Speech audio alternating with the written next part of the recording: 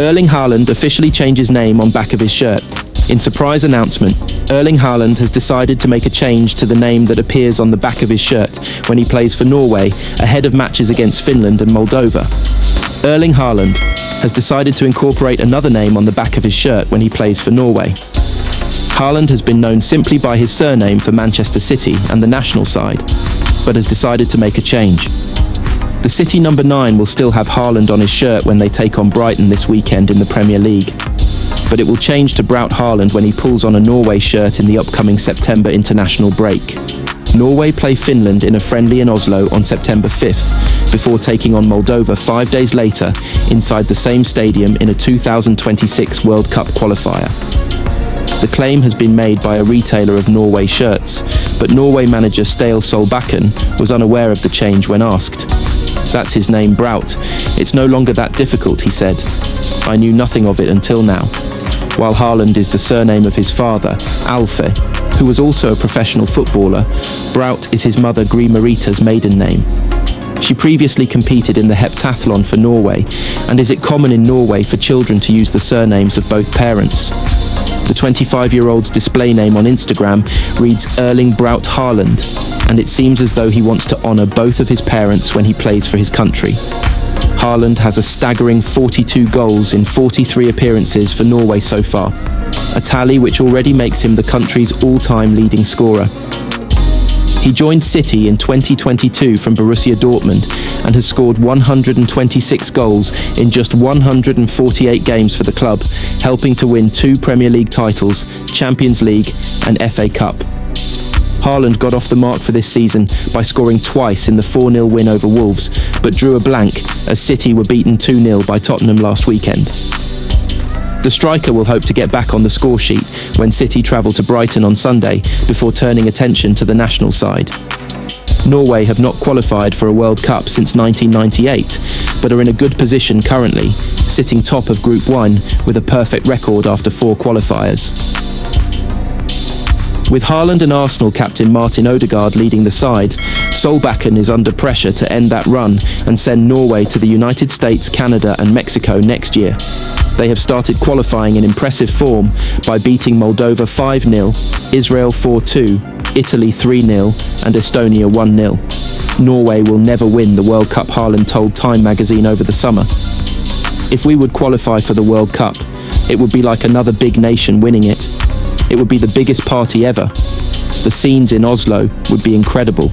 Manchester City could unwittingly help Liverpool sign Mark Guehi after transfer.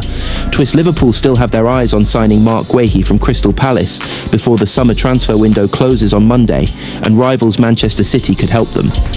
Manchester City defender Manuel Akanji has emerged as a target for Crystal Palace in a transfer which could help facilitate Mark Guehi's departure to Liverpool.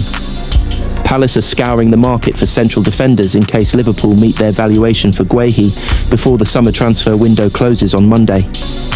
The Palace captain has entered the final year of his contract, and chairman Steve Parish has admitted they would have little option to sell now in order to avoid losing him for free next summer.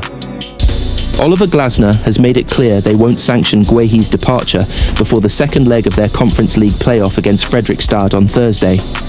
But the deal could still be completed over the weekend if a compromise is found between Palace's £45 million valuation and Liverpool's of around £35 million. Alice have been linked with Rennes' Jeremy Jacquet and Toulouse's JD Canvalt, and now Akanji is also on their radar. The Switzerland international has dropped behind Ruben Dias, John Stones, Josko Gvardiol and Nathan Ake in the pecking order at City and will be allowed to leave. Kanji has received interest from Galatasaray, but is yet to decide on his future. Palace are reportedly lining up a £15 million bid for the 30-year-old defender, who has 2 years remaining on his contract at City. It remains to be seen whether the move suits City and Akanji, who could also become a target for Bayer Leverkusen if Piero Hincapié leaves for Arsenal. Akanji has not played for City this season and was left out of the squad, which lost 2-0 to Tottenham on Saturday. Pep Guardiola tried to play down the significance of his absence, pointing out that İlkay Gundogan was also missing, but he has green-lighted Akanji's exit. Guardiola is known to favour a smaller squad and would let the versatile Swiss player leave after 3 years at the club.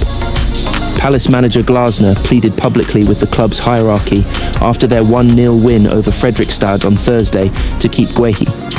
"We cannot register anyone, so we have to keep him," he told Channel 5. "We already rested Chris Richards and Ty Mitchell, who had small problems. There is no other choice than keeping Mark for these games. He knows it. Everybody knows it.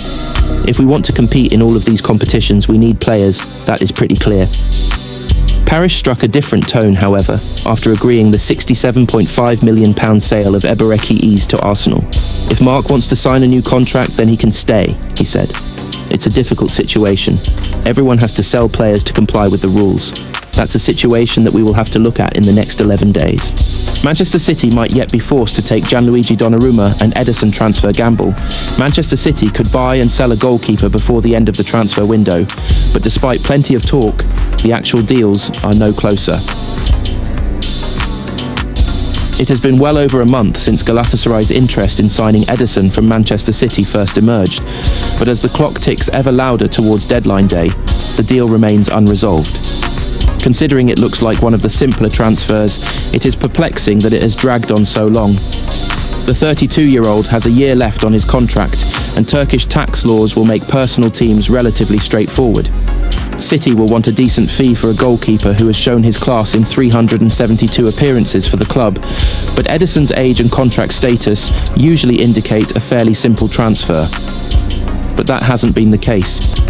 There has been plenty of noise around Ederson's future, particularly from Turkey, but the Brazilian remains a City player and was on the bench in the weekend's defeat to Tottenham.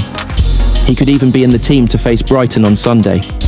After all, Pep Guardiola has spent all summer insisting he remains the club's number one. Despite the £27 million deal to sign James Trafford and the likelihood that Ederson will leave the Etihad at some point. Galatasaray have spoken to City about Ederson, but the delay in doing a deal seems unusual.